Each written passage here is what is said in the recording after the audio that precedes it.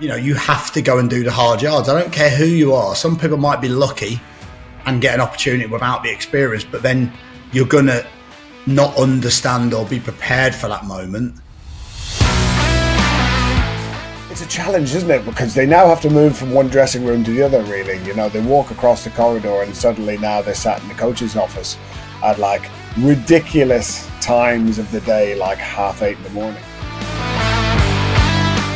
Unless you want to just go through it and spend all your time doing that. But 5 or 6 years on getting to the top level that you can, and a lot of people wouldn't get that far because you might not get accepted onto either your A licence or your pro licence. Most players don't get to 32, 33 and just go, I know exactly what I want to be, or, like without having experienced any of it. They might start coaching and really not enjoy it. I think that's always been the thing.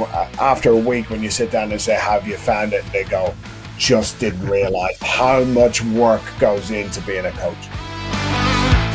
Once you've got your drive, it's the old classic, wasn't it? Well, you have to learn to drive one way, and once you've got your driving licence, you can do whatever you want. Those players who come up to you and say, I'm thinking about becoming a coach. Has it ever crossed your mind that, no, that's not really a route you should go down?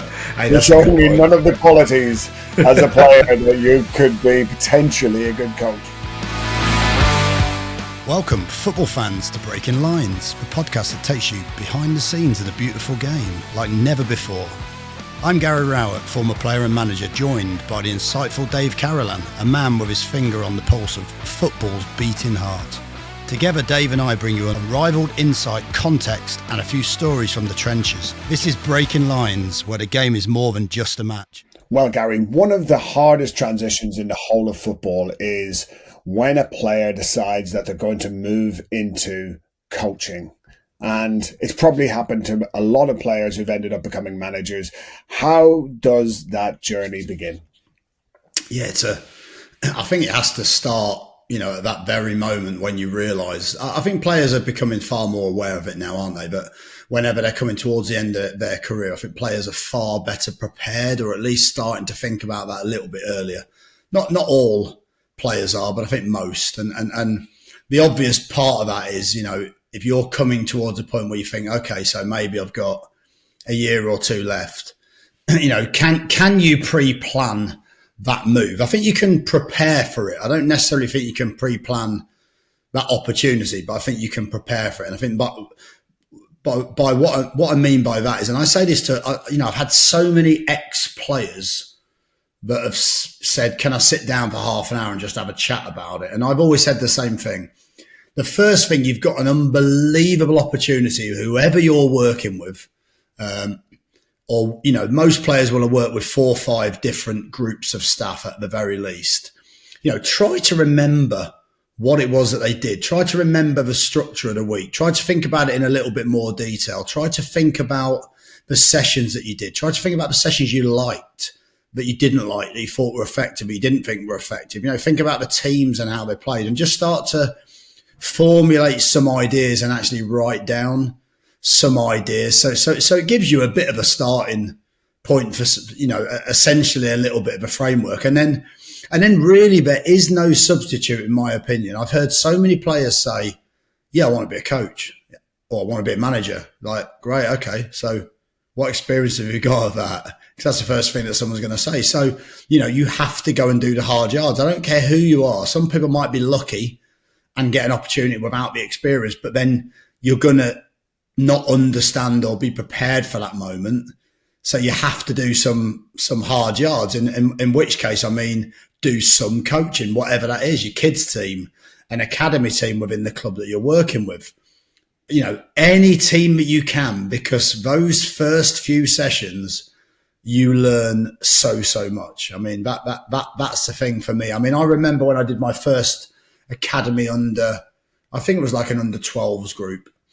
And in my head, I'd planned this session. I had 12 balls. I had all the equipment in the world. I don't know what happened, but I thought that somehow I'd have my own equipment shed. So I formulated this session. And then I turned up for the session, and honestly, there was 3 balls. There was a limited number of bibs. It was really, really windy. And I learned there and then an absolutely valuable lesson, that prepare for what's going to happen if things don't work. So look at your session and go, okay, what might stop this working? Not just, be perfect. So I think those hard yards are vitally important. And for me, that's the starting point for anybody, regardless of where and when that moment comes. So have you ever, those players who come up to you and say, I'm thinking about becoming a coach, has it ever crossed your mind that, no, that's not really a route you should go down? Hey, You're showing me none of the qualities as a player that you could be potentially a good coach. Yeah, that's a great point. I think at that point I'd probably had 3 or 4 years of brutal honesty with players, and maybe at that point I've avoided that moment. It's maybe it's just not for you. Yeah. So no, I think any sort of player towards the end of his career, I always say the same thing. You might not really know what you want to do. So for me, it's just dipping your toe into as many things as you can. Try and do a bit of media work. Try and do some coaching. Most of the players now have some form of business interest outside, whether that's a little bit of property or a little bit of a sort of side hustle, if you want, that they're just starting. So for me, you dip your toe into all of those things because it's very difficult. Most players don't get to 32, 33 and just go, I know exactly what I want to be, or, without having experienced any of it. They might start coaching and really not enjoy it. The inflexibility of it, the fact that you're starting out on very low money in comparison, well, everything's low money in comparison to what you probably earned as a player, but just very low money in general. People don't realize that, do they? But, how many players or how many people, forget the circumstances around it, how many people at, say, 34 would then go and work for 12 grand a year in something they've never done before? There's quite a few people that would find that a big challenge and maybe not in a position to do it. Of course, a lot of footballers maybe are in a position to be able to do that for a couple of years without the fear of not having enough money to pay the mortgage. So again, what circumstances you're in, some players don't want to do that, but ultimately I think there's no easy way of doing it. I think you have to start somewhere, and the start somewhere part for me is go and get some form of experience, because like you say, it might not be for you, but no, I haven't been honest enough to tell anyone this is not for you. We've probably seen more and more players over the years, haven't we, starting in their mid-20s maybe, when they've had maybe a bit more of an established career, start to do the qualifications, haven't they? They've started doing their B license and their A license with UEFA or whatever the equivalent would be around the world, where they're essentially doing that, aren't they? They're starting to dip their toe into, do I like coaching? Do I want to go through this whole process to get to the level where essentially if you want to be a top end coach, you're going to have to do your pro license. But the journey to get into that obviously is multiple steps along the way, from your initial kind of grassroots coaching qualifications all the way up. So players are doing that, aren't they? Yeah, and I think also, to caveat that, and I'll come back to the coaching qualification side of it, to caveat that, a lot of people, where once upon a time, if you wanted to stay in the game, it was to be a coach first and foremost. You had to go and coach. Absolutely. Now I think there's obviously other routes. A lot of people now would go straight from a player to, I want to be a sporting director. I don't see myself coaching.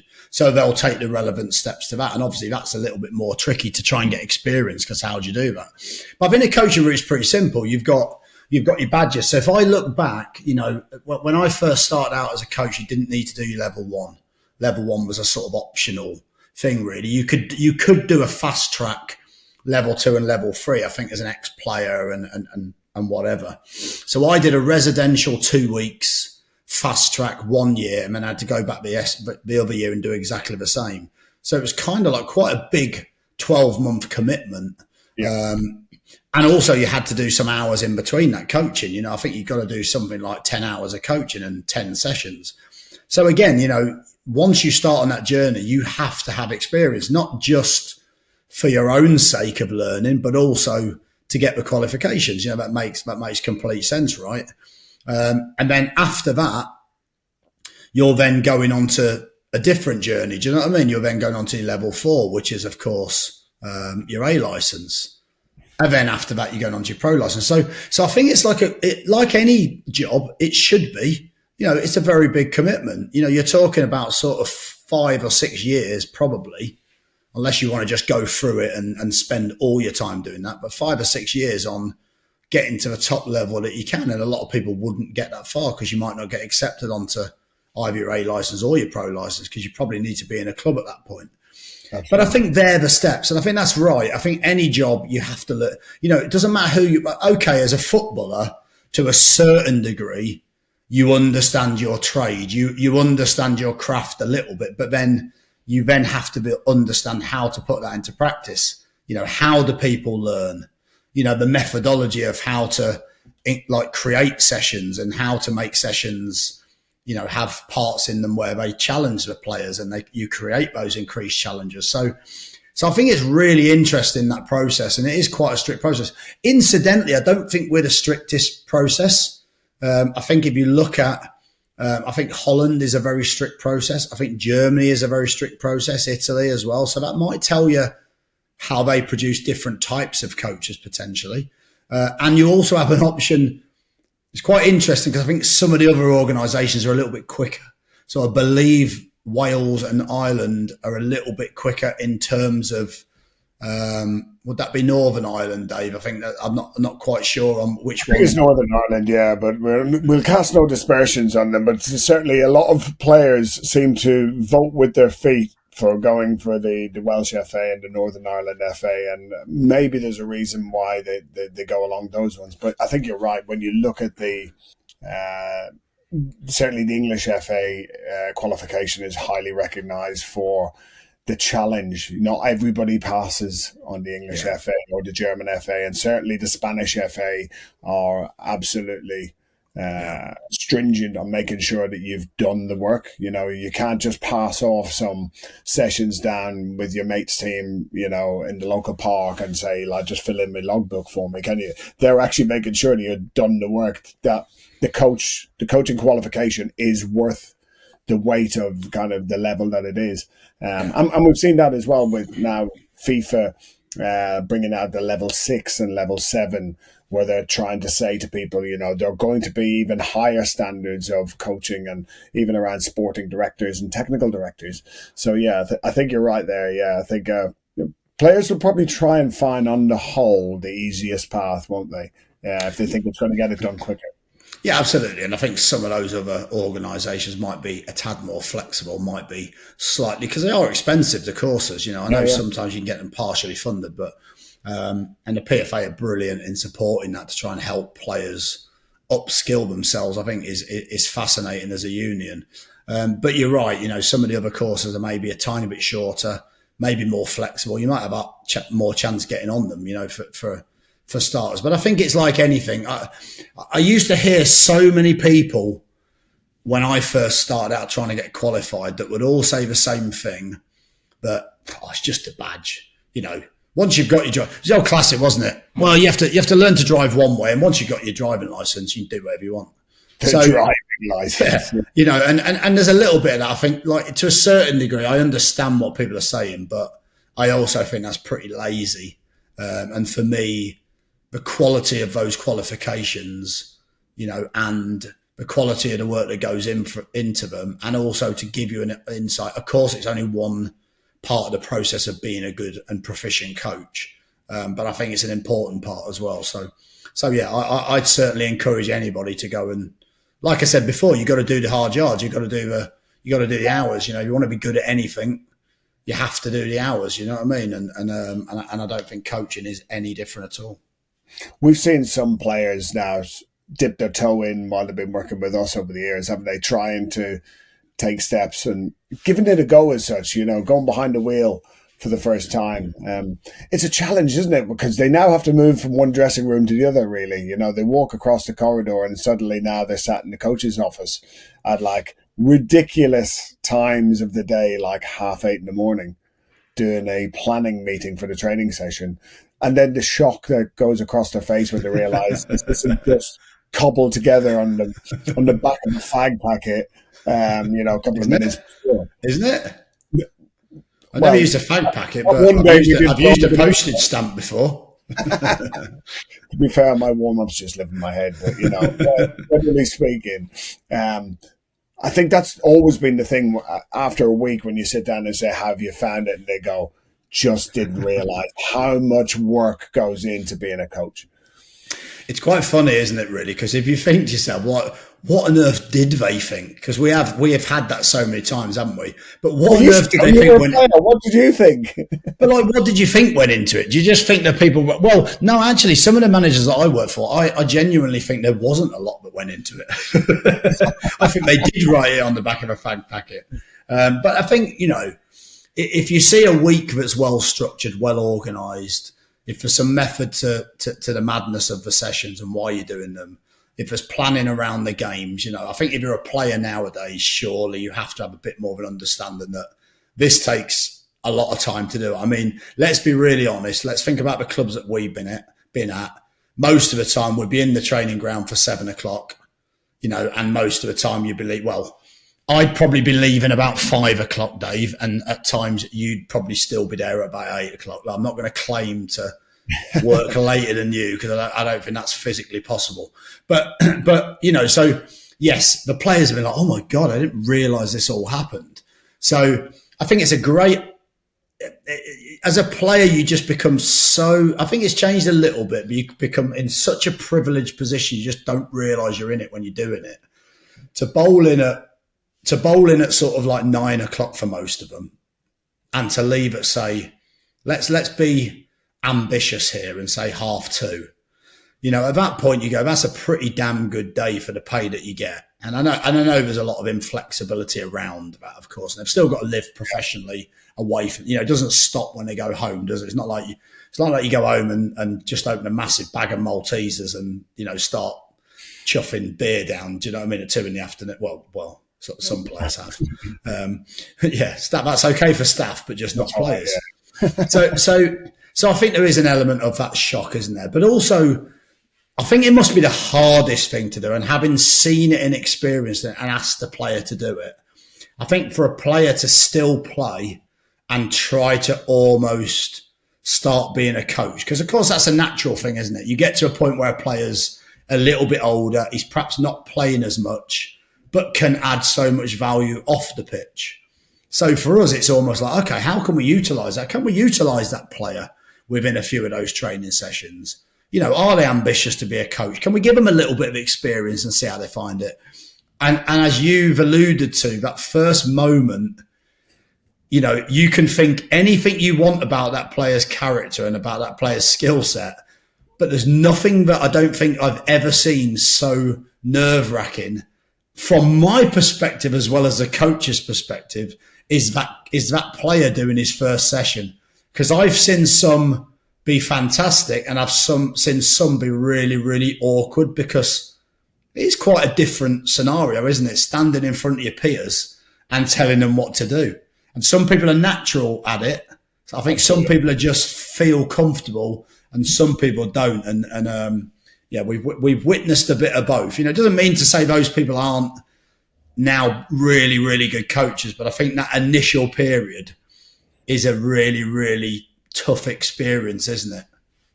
Yeah, I in particular enjoy watching them kind of. You horrible man. You're getting your own back here, aren't you? On all the stick. Previous confidence that they had when they're battering your warm up has drained. As their mouth goes dry and they suddenly have to try, and you suddenly get that awkward bit when their voice goes up an octave when they try to say, "Right, boys, pass the ball." Oh, God. But, have you ever been tempted? Sorry to cut you short. Have you ever been tempted to give? I know it'd be a hard thing because you'd be killing me a little bit. Have you ever been tempted to give him a bit of stick on the sideline like you would get? Oh, not as easy. 100%. Oh, pass the ball. But yeah. You just sit there and then they start to realize, and that's one of the challenges, isn't it? You've got to get your voice as a coach. You've got to learn how to communicate and how to command and how to structure and all those kind of different ways of giving feedback that they have to go on that journey with. But that only comes through experience, doesn't it? They have to, you can do the qualifications, you can sit in the car with your driving instructor and he can tell you what to do and how to do it, and then one day you're out there on your own. You got to just get on with it. How do you think that What's the best way for those players to start? Is it by observing and being on the side and then dipping their toe into like a basic kind of passing drill? Is that the normal way, or do you give them other roles? Like, for example, do you get them go and work in the academy? Because we see in some countries that they start in the academy and actually go down to learn with the kids about how to coach before then putting themselves in front of the players. Or if a senior player said they want to come in do it with the first team, do you give them that accommodation as well? I think it's hard to accommodate people at that high level, that elite level. You have to know that they're capable of doing it to a certain degree. So I think that makes it a little bit challenging. I think ultimately, I think the ideal would be sort of twofold. One is that they get a chance to observe and spend a bit of time, in the offices with the coaching staff, the analysis staff, the sports science staff, get a bit of an overview of how games are prepared for, both from a analytical point of view and a performance side, as well as that tactical side. So I think having a little bit of a insight into that is probably very, very valuable. And then I think the easiest thing, if I'm being honest, is probably to go and work at the younger ages in the academy, because, I did that when I first started. I left Charlton, finished playing there early. I was captain in the Premier League, and then a month later I was coaching the under-14s at Derby. And it was so valuable. The experience that you had, you're in the academy system. You end up, if you're working in the academy, someone will say, right, someone's ill, can you go and do the under-10s tonight before you do the under-14s? You've got a whole pitch to yourself. You're going on an evening in the winter and you've got a quarter of a sports hall. Do you know what I mean? So it makes you think in a flexible way. It makes you have to learn quickly. You can make mistakes, because a 14-year-old or a 10-year-old, really, maybe they will nowadays, but they're not really going to berate your session, so you need to then have that little bit of, feedback from how they do things, but also, that sort of overview yourself of, being a little bit critical of your own sessions and learning and evaluating. And I think that sets you up so that you're at least a capable coach, hopefully, by the time you eventually maybe do get to a first team. Or some people would just rather coach. I was just talking to an ex-player the other day who said, I'd rather just coach kids. I've got no real desire to coach. Yeah. His words were, I've been in a first team that long. I've got no desire to work with those players. I know what they're like. That's what he said. So, and I understand that. And I sort of get that. So, and you can be a brilliant coach. I think we don't do enough of it here. I think actually being an academy coach is not valued or paid enough, because most people then have a step-by-step approach to try and get to first team. But actually, we should keep, there are some people who are brilliant academy coaches, working development coaches, and actually should remain like that rather than work with the first team. So I think as a player, I think, like I said, doing the hours, learning the hard way, learning what works, learning what doesn't work. And for me, that was, I tried to view that as a full-time role rather than just turn up for an hour in the evening. I tried to view that as, I need to be as prepared as I can. I need to make sure there's variety in my session. I need to make sure the session gets out the learning points that I want to get out, maybe with a view to the game on a Saturday or a Sunday. So I think you have to be serious about it. But I think that gives you an opportunity to do that in at least a less pressured environment. Do you know what I mean? I think that's a key, isn't it? Where do you think it's worked best in your experience of seeing players take that transition? Have you seen many go straight from a player to either let's say a head coach or an assistant coach, and it been incredibly successful? Or on the whole, is it the players that have done the hard yards and built themselves up to that point? What I know there's no one rule, but what's been your experience? Yeah, even in the last couple of weeks, in games I've been in the league, I've come up against two ex-players who've had completely different journeys to becoming very good head coaches. One who's finished at the top level and then gone into coaching at the top level straight away, and another who's ended up going through the academy route, of doing their time on task, working through the age groups, eventually getting up to, under 21s or under 23s, as it might have been. Then you suddenly get thrown into that kind of caretaker role, perhaps, if the club have made a change. And then you're almost by by osmosis getting the next stage all the time. You're kind of growing with the age levels of the players until eventually you're in and around a squad that potentially would have 5 or 6 players that they would have coached through the club. So it's not like they're going in brand new. I think if you're going to go straight in at the top in terms of coaching at the first team level, you have to have either a lot of credence in the bank as a player, or being incredibly ambitious in your coaching quite early to have gained the qualifications and the skills, because you're not going to survive too long at, as you say, first team level if you don't have the credentials straight away that the players are going to buy into your sessions or your knowledge or the content. If you've only got, say, a selection of 5 different passing drills, that you've used up in the first 2 weeks. What's wrong with that? Yeah, well, we graduated to 6 at the last club. Do you think you can tell which players are going to be good coaches, or do you think there's people that maybe go under the radar? Do you know what I mean? But do you think most of the coaches that you've seen, could you tell as a player that they had the qualities? Like often it's a captain that you can see has that voice, has that personality. I know it's not all about that, but that's a good starting point, isn't it? Do you think you can tell? I think you can see the difference between the ones who've got leadership qualities and others who've got good knowledge and good inquisitiveness around the process. I can think of a couple of ex-players who are now coaching or managing at a really high level, and they stood out as leaders, and they were going to go into that kind of role because they saw themselves as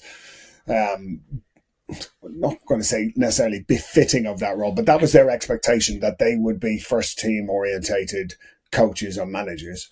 But then I've also observed a lot of players who've come through because they had a love for the game in terms of they wanted to give something back, or they wanted to continue in the journey within football, and had decided that coaching was possibly going to be the way to do that. No ambitions to be a manager, no ambitions to be a head coach, but they wanted to be educators, really. And I think that's another side that we're now starting to see to the game, isn't it? That, not all of the top managers now were players who followed the player route into coaching, that they've come through the other one, where they've gone through education and they're maybe coach analysts, or they're just, almost professional coaches by trade. And that's a challenge to that old, well-worn path that the ex-player would have had to just jump in. No, we're going to need a coach at the end of the year, so we'll take one of the ex-players or the older players. Some of those routes are now not really open anymore, are they, for the coaches? Because if they don't do the qualifications, there's so many people who have done them, which means really those players who want to transition into becoming a coach are going to have to do that work even more so than before. Yeah, I think you're seeing a rise in almost football academics, aren't you? That almost start at 18, 19, 20, go through that sort of university, maybe study performance first, so understand it a little bit, maybe then take a degree in football management or whatever that might be, or coaching, sport or whatever. There's so many different degrees now, isn't there, to do that? Well, even the pro license is recognised as being the equivalent of a degree in football. Yeah, absolutely. Does that mean I can put the names? Because I could put the letters before my names like other people do then. I've never thought about that. Usually other people put letters to my name rather than me allowed to do that. So, but I think you're right. I think there's a lot of career coaches that essentially start out without a game experience. And again, a little bit like the analogy I used earlier around the coaching courses. Another lazy thing, in my opinion, is how can you coach the game if you've never played it? I think that's absolute rubbish. I think there's people who've played it who cannot coach the game, and there's people who've never played it who are absolutely brilliant coaches. I mean, if you look at, let's be honest, people like Mourinho, Wenger, that haven't been top players. I could go through a few other names, but haven't been top players, but yet have been absolutely world-class managers. So I don't think there's any rhyme or reason to it. I think either way, you have to show commitment. You're not going to get anything easily as a coach. Just because you've been a player, just because you played at a top level or whatever that is, just because you've had a career spanning over X games, that means the second you start doing a session, I always felt the same way. It means absolutely nothing. You're now judged on how good that session is and how much people have enjoyed it and how much they've learned. So for me, there's no perfect route. I think there's so many different routes into the game, which I think is brilliant. I think it makes it very difficult to go and get those jobs and have longevity in the game. I mean, we've always spoke about that, haven't we, actually?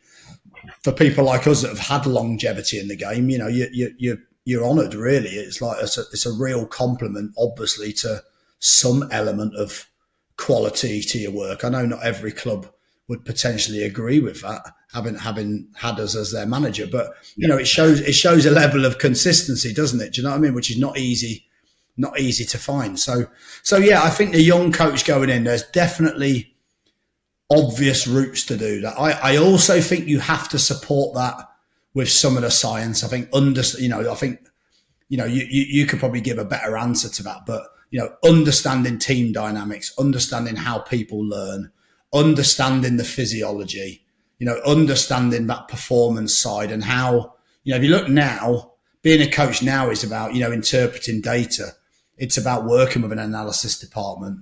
It's about understanding training loads and all of those things. You haven't got to be an expert, but you've got to at least have a good understanding of it. So, how important is that, do you think, or how tough is that for a player to suddenly then pivot and not just think about the workload and what goes into it, but actually start to understand some pretty tricky scientific work that underpins, a footballing week? Well, it's great that coaches or players now are very computer literate. So it's not that they're suddenly being presented with a computer and they don't know how to even turn it on, and definitely going back to when I started, some of my first trips on the team coach, and I had a laptop and it was the only piece of technology that was on the bus apart from the 14-inch TV that was playing, whatever the film was on that had been bought from the Only Fools and Horses. It's got to be Only Fools and Horses, surely. Something like that, So like that. That was the technology then. Everybody's got a computer now in the bus, we moved away even from where players used to have gaming stations on the coaches. Now they've all got computers. They're computer literate, so they need to know about the software that we're going to use. They need to know about the different types of solutions that are out there, be they understanding GPS or any of those kind of physical things that we use with the players, the scouting software, the planning software, the analysis software. You have to be competent on all of that stuff. You can't just come in and decide that you're going to bring in a pen and a pad, or something like iDrill's a great app that you can use to design all of your. Who designed that, Dave? I've got no idea. But all of that stuff now is at the end of a player's fingertips to be able to gain knowledge, be able to understand things an awful lot better. The resources are out there on the internet to really accelerate your learning nowadays. You don't have to, necessarily go off and do observational trips to other clubs, although they are still hugely beneficial. But I remember young coaches having to go off for a week's visit to a club to try and observe as much as they could. Whereas, in the space of a few hours now on the internet, you can have gained probably 3 times the amount of information and drills and all of that kind of stuff. Yeah. But I think that's one side to it, which is, if you want to work with the tech and do your analysis and all of your planning, that's one side. That's the non-human side, isn't it? And the computer never says anything back to you. It might freeze, but it never complains. The problem is when you're on the grass and they start complaining and they start, what players are like. They start questioning whether your session's really good. When they go back into the dressing room, your session's getting critiqued. Just like every player, when they come out in the morning, they look on the grass, they see what the setup is, and they're already planning whether today is a good day or not a good day for them. Which I think is why it's important to have that variety and treat it in a very professional way. Part of your challenge is how good can you be? Don't just be average if you're a player. Some players at that point might just be trying to get by.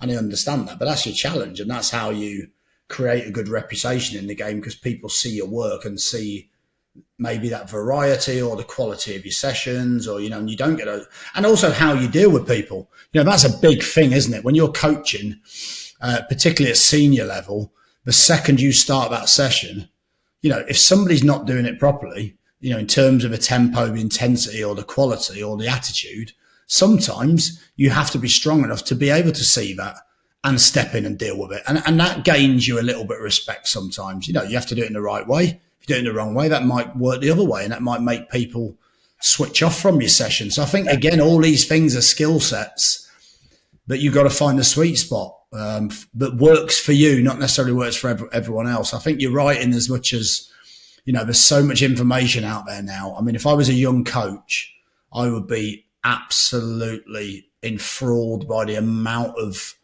sessions you can see, the amount of work you can see other clubs doing. Literally, I would be on the internet all day trying to writing sessions down, understanding out why they're doing them, how does that fit into the team's game model, how does that fit into the club's culture and everything. So I think there is so much available, but it doesn't, like you very rightly said, in some ways, it doesn't replace the feeling of, we go back to that feeling again, don't we? How do you deal with that first session? I think to a certain degree, I can tell instantly within that first session, within that first 30 seconds, whether that person's got a future in coaching. And often it can be, if something goes wrong, how do they deal with it? We've all done it. We've all done a session, and suddenly, you do a passing drill with stations, and suddenly there's nobody on one of the stations, and you haven't actually worked it out properly. And at that point, you can go, all right, lads, let's send us a test for you. Work it out yourselves and just pray that they can come up with a solution so it doesn't look like you haven't. But the point is, you have to think on your feet at that point. You have to try and, show authenticity. Even if it's going wrong, you have to keep you calm and keep control. And I think they're all great traits for people, but 100%, you don't know what's going to happen until you step onto a pitch. But it's an exciting world out there for a young coach or for a player that wants to be a coach, because there's great opportunity. There's a lot of competition. There's a lot of clubs with a lot of staff. But, compared to when we first started, there's so many more avenues and there's so much support with that, isn't there?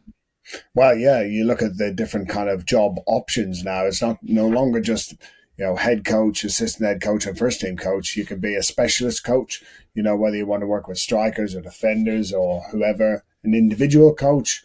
You can be a set play coach. So the options are there for people who want to get into that kind of anywhere around supporting the players with learning and development, be that in the academy, be that at a first team level. I think the options now for players are even greater than they ever were, but it still doesn't give them the almost the right to just think that it's going to be easy and that it's just a natural path that they should just be offered. They have to work towards it, and they need to take the necessary steps along the way. And certainly if they're in their mid-20s, they probably need to start thinking about, well, is this something that might interest me in the next 5-10 years? Obviously, top-end professional players are so busy with games and things like that they're probably not thinking too much about it. But as you get towards the 30s or early 30s, then minds start shifting to the next stage, don't they? So, a tough transition for any player. But I'm sure once they get into it, they'll enjoy it. You certainly did. Absolutely. Hey, listen, it's a great career. It's a great, I always say the same thing. If it's like anything, isn't it? If you do something you absolutely love and enjoy, and it's almost like a hobby, it isn't really working, is it? So it's an absolute pleasure to be in that environment. So it's a great environment, but I think you have to be serious about it. And I think especially nowadays, there's so many people wanting to do it. There's so few opportunities in some ways. You have to have the quality. And I think that's down to any job, isn't it? How much are you prepared? How dedicated are you to learn your craft and not just think, I'm an ex-player, I'll be able to just do it. It doesn't work like that. So, yeah, exciting times out there for young coaches. It's a pleasure to see some of them coming through, actually, because as you get a bit older, I'm sure you're the same, where a lot of players that I've coached are now starting to coach themselves. So, yeah, showing my age, but yeah, it's really interesting to see, but tough transition. Yeah, as my wife said, just because you've been a student doesn't mean you can be the teacher, does it? You know, we've all been in the classroom. It doesn't mean we're going to stand in front of the classroom and teach people. We have to learn how to teach. So, yeah, great observation. You know, and certainly if any people out there who are thinking of becoming coaches, whether they're former players, send some comments in below, and maybe we'll get back to you and answer any questions that you might have, and we'll always try and reply to those. Don't forget to like and subscribe if you're watching on YouTube or listening on your podcast provider. It helps with the old algorithm to keep pushing us up on the charts. So thanks for that one, Gary. Another good conversation, that one. Cheers, Dave.